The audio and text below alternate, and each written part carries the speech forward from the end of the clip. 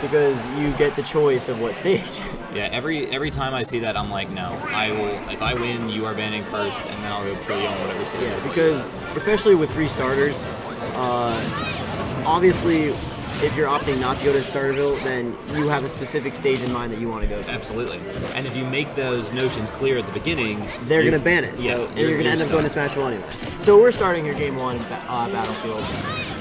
Wow, Loch doing a really good job with these short-range PK fires. Not the greatest move to throw out in neutral, but I mean, if it's working that close, you might as well. So they did strike to Battlefield, which is interesting. I wonder who didn't want to go to Smashville. I'm not sure. I think probably Loch to keep away from the platform bowling ball shenanigans with the gap opening and stuff like that. But well, given the fact that Moses had to pick first, I would actually say Moses probably banned FD. And then, true. And then Loch decided to go to Battlefield for the reasons you listed. Yep. Wow, so, Loch right now is just dominating him. Yeah. So Loch here in back throw kill percent range by the edge, if he can get it. But Moses is gonna not give him that for free. No, middle of the stage. Nope, Battlefield's really big. Yeah, not in the middle of the stage. That's one curious thing though, is why he did opt for Battlefield. Given the size of Smashville's blood cells comparatively. And across the stage of Battlefield, that's not going to do it either. But misses the tech, but he's coming back because he's got balloons. He doesn't get that. Loch is taking no prisoners right now. I'm surprised that hit through the balloons. Just charges in that smash. Why not? You're not gonna catch me at this point. Now they're just trading hands, little boys punching each other. KH1COM2 is gonna have to get some kind of gimp at this point if he wants to try and make this even respectable. Just trading neutral jabs and nairs out of shield. And Loch is not giving him that PK Thunder too. He's like, nah, fam, I got a big jump. Yeah. I mean, there's no reason to. And what Moses is going to have to do, what Moses is going to have to adapt to, is the fact that Loch really prefers to either land or return, like most Nests will, with an air dodge. Yeah, and even when he lands and he does something risky, he will immediately spot dodge afterward a lot too. Yeah. It's something I've noticed in my extensive friendlies with him. Yeah, and Loch doing a lot of approaching here when, honestly, he doesn't have to. Villager is weak when he's forced to approach, which he can do at this point, or which he has to do at this point. And but Loch's just going in there. He does have a pretty large lead, but right now with Rage, it's getting really risky for Moses. Yeah. The single turn up there probably would have killed if it was the 3. And then gets the 3 as soon as you ask and for there it. you go. Gets another 3. Yep. So 80% deficit here. Very doable for Moses, but half waters are true too. Yep. It's a forward throw, some nice damage. Moses is audibly upset from the stream setup. Something about his input's not coming in correctly. Oh, that was tricky, but not getting what he wanted there. Gets the PK Thunder out of pocket. Tries a combo off of it, but that's something I really like about this. I'm seeing in this matchup. Every time Moses starts to recover, Loch will shoot out a... Okay, good. Gets the ledge snap there, dodges the bowling ball. Yeah, but like I was saying, Loch will shoot out a... this could be very bad. Oh, and then he'll cut the wrong direction. And then... disrespectful there by Moses, but bad angle by Loch. Yeah, so this is a strategy thing that I noticed. Loch will toss a PK fire, or ground a PK fire when Moses is recovering and the balloons pop up above it. Yeah. Setting the PK fire procs to roll distance, which allows him to just cover neutral stand up and then jump as well.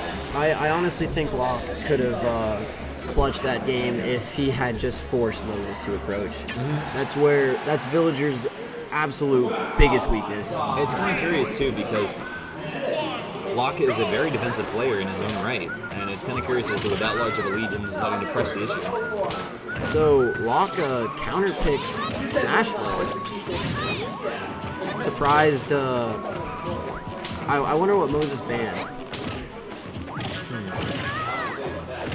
But regardless, this is going much better for Moses game 2 than it was game 1. Yeah, Loch really landing unsafely and getting punished, but breaks one of his balloons there. And that's really all he's going to get with PK Thunder, unfortunately, unless he's able to just tip the balloons with the tail of it and the full of it. but that would take some expert accuracy for that. Yeah. But Ness is a little too short for these rising fairs and bears to land unless Moses lands with them perfectly. But the rising ones are seeming to miss.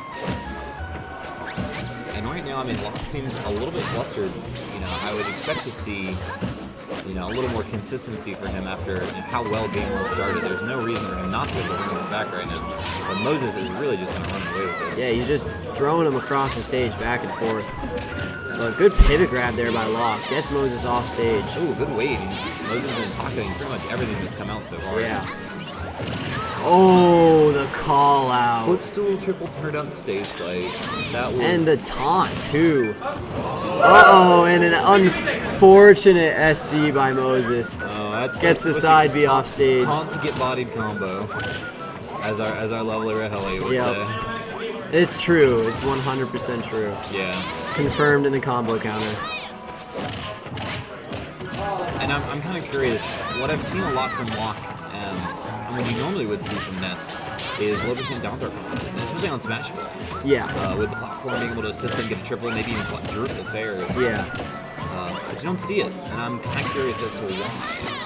Yeah, low percent, he had a couple grabs, but he just opted to go for the forward throw for damage, but... Yeah, I'd rather push him off stage and then try to catch him with PK Thunder. Yeah. And see, that's the PK Thunder. Oh, the trade, and Loch evening it up 1-1. Moses like audibly upset over there. We take this, he says, through his gritted teeth. Moses just doing Moses things. Lots of missed text that game. That was a gross game. Yeah, not the best gameplay from either player for sure. And not playing up to their potential. But right now, I mean, sitting in losers' quarters, I think. Tight game 3. Loch very happy with getting this far. You know, obviously doing better and better each week. And Moses expecting to be here, but needs to make sure he finishes what brought him here and gets further into the bracket. So back to Smashville, chooses Moses. Yeah, I mean, it went really well for him, and then silly things happened. Yeah. Hopefully, at lower percent, Loch opts for these down throw combos to get some just free percent on Villager, quite frankly. And that's really going to be the big difference maker here. Is Loch going to be able to get the percents in that he needs to get Moses into back throw position? Yeah. There's just so many nairs out of shield by both these characters, because they're both good and so fast. Silly. Yeah.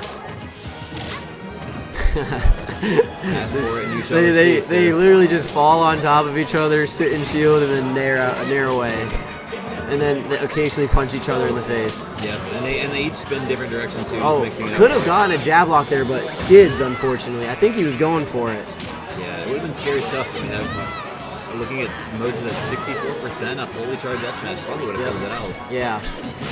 I've seen so many Nesses do that. The rising nair, missed tech. Oh, the tree! And see, Moses was very, very smart about that. Yep. So we talked about how Loch and most Nesses will like to recover with an air dodge. Yep, exactly. That tree popping up is going to be the big difference maker there. Exactly. And Loch getting the air dodge back on stage, but just barely too early. I think if it was just a frame or two later, he would have air dodged through it. And that's the scary thing in this situation, because if he had gone to the normal air dodge scenario like he did, he got hit by the tree. Yeah. If he hadn't, though, however... Loch is just going for all of it, and he gets it up.